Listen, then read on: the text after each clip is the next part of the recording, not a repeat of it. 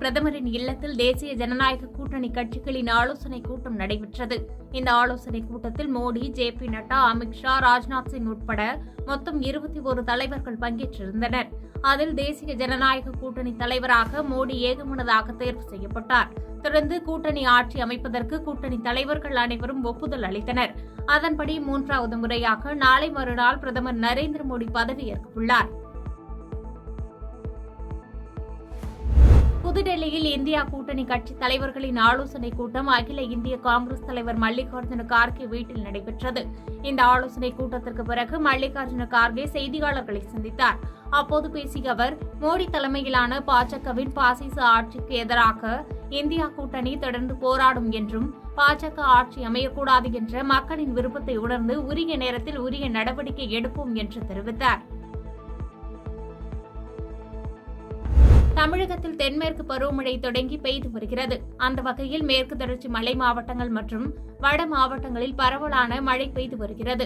அதன் தொடர்ச்சியாக இன்றும் நாளையும் தமிழகத்தில் மழைக்கு வாய்ப்பு இருப்பதாக வானிலை மையம் அறிவித்துள்ளது.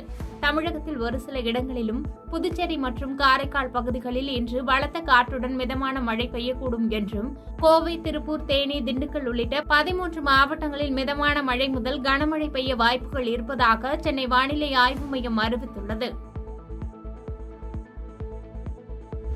சென்னை அடுத்த மீனம்பாக்கம், திருசூலம், பல்லாவரம், தாம்பரம் பகுதிகளில் நேற்று இடி மின்னலுடன் கூடிய கனமழை பெய்தது.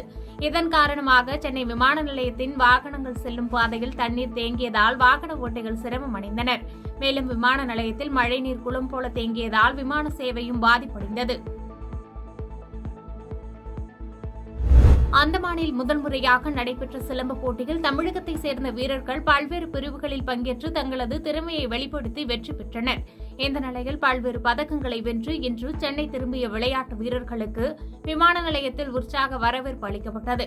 அதனைத் தொடர்ந்து செய்தியாளர்களிடம் பேசிய சிலம்ப பயிற்சியாளர்கள், தமிழகத்தில் 3% சிலம்ப வீரர்களுக்கு இடஒதுக்கீடு அளித்ததை வரவேற்பதாகவும், இந்த இடஒதுக்கீட்டை முறையாக அமல்படுத்த வேண்டும் என்று வலியுறுத்தி பேசினர்.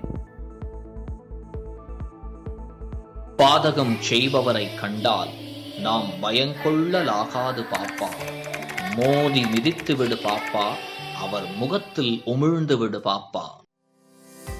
அண்மை செய்திகளை உடனுக்குடன் தெரிந்து கொள்ள இணைந்திருங்கள் இயம்நாடு தொலைக்காட்சியுடன்.